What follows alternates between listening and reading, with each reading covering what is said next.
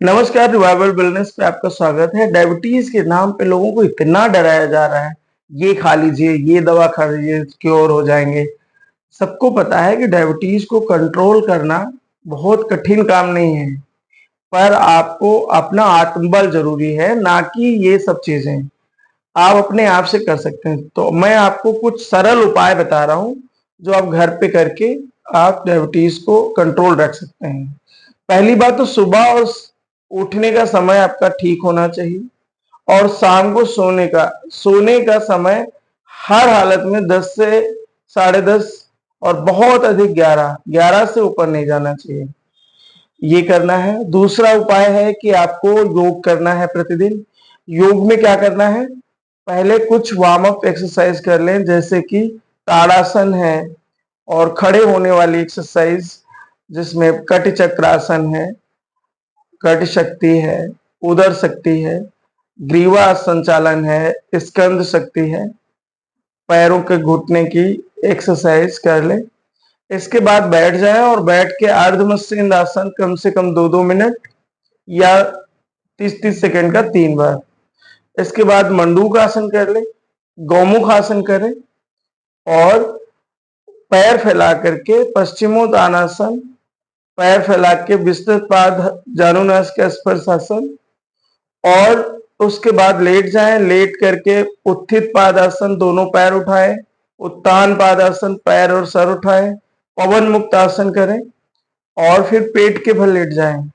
पेट के बल लेट करके एक एक पैर उठाएं, विपरीत उत्थित पादासन करें, सलभासन करें, पीठ पे हाथ रख के सर पैर उठाएं या सामने हाथ रख के नौकासन कर लें और धनुरासन कर लें।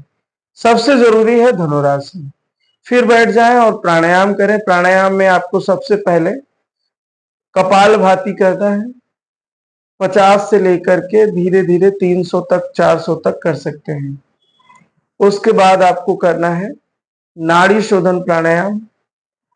तो नाड़ी शोधन प्राणायाम और अनुलोम विलोम, उसका जो पार्ट है वो करेंगे।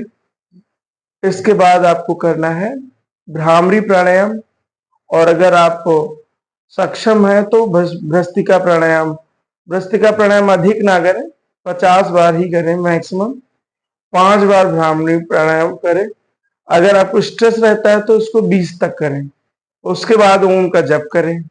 और दिनचर्या में जो मैं बता रहा हूं आपको, उनमें सिर्फ और सिर्फ भोजन का शाम को ध्यान रखें कि रात में अधिक भोजन नहीं, दाल और चावल ना खाएं। इस तरह की दिनचर्या से आप ठीक कर सकते हैं। तो इस प्रकार से आप इसको डायबिटीज को कंट्रोल करें। भोजन में जैसे मैंने शाम को भोजन आपको बताया, तो आपको क्या नहीं खाना है? दाल चावल तो बिल्कुल मत खाइए। सब्जी और रोटी खाइए। कोशिश करिए कि रोटी एक से अधिक ना खाएं। संभव हो तो आप मोटे अनाज की रोटी खाएं या मिक्स अनाज की रोटी खाएं, और ना खाएं तो बहुत ही अच्छा है।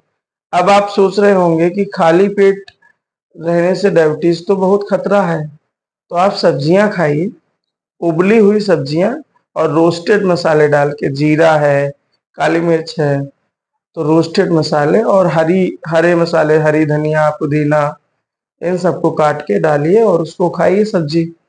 इसके साथ मखाना खा सकते हैं आप। बहुत अधिक आपको भूख लगती है तो एक रोटी खाइए। रात का भोजन बिल्कुल लाइट होना चाहिए। दाल चावल तो बिल्कुल न खाइए। तो इस प्रकार से आप इसको मैनेज करें। और जब जब आपको बहुत जरूरी होता है करना, तो मानसिक जप करें। पहले तो उच्चारण के साथ, उच्चारण जो हो आपका स्लो उच्चारण हो, बहुत तेज गति से और बहुत तेज वॉइस में नहीं होना चाहिए। मन में जैसे कहते हैं बुदबुदा रहे हैं, उस प्रकार से हल्की आवाज में, और फिर उसको मन में ही करना प्रारंभ करिए। जब जरूर करिए, और किसी भी टाइम।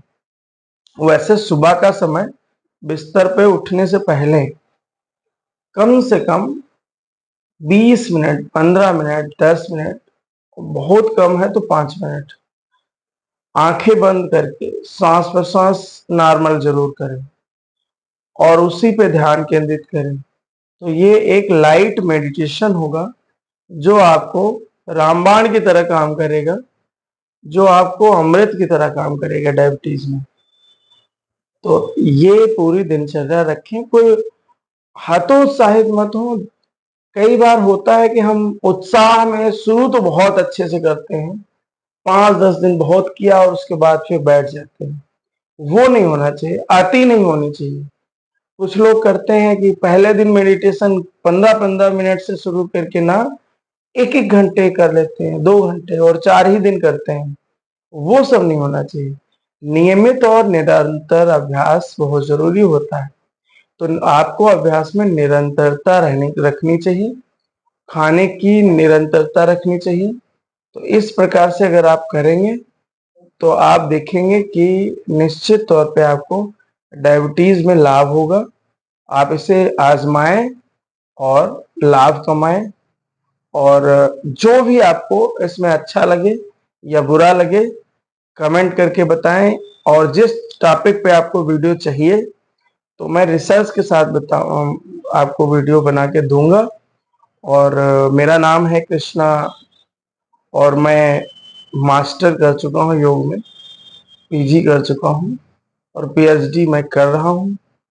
तो मैं पूरा रिसर्च बेस्ड आपको बताऊंगा। मेरी जो भी टीम है वो भी रिसर्च बेस्ड, और सारे जितने भी हमारे पास योग टीचर हैं उनकी पूरी टीम कम से कम पोस्ट ग्रेजुएट है योग में, और बहुत से लोग इसमें पीएचडी कर चुके हैं और कर रहे हैं। तो बहुत बहुत धन्यवाद। आप इन वीडियो को वॉच करें और अपने जीवन को सुखमय बनाएं निरंतर, और जो भी आपको फायदा हो उसका लाभ उठाएं। बहुत बहुत धन्यवाद। नमस्कार।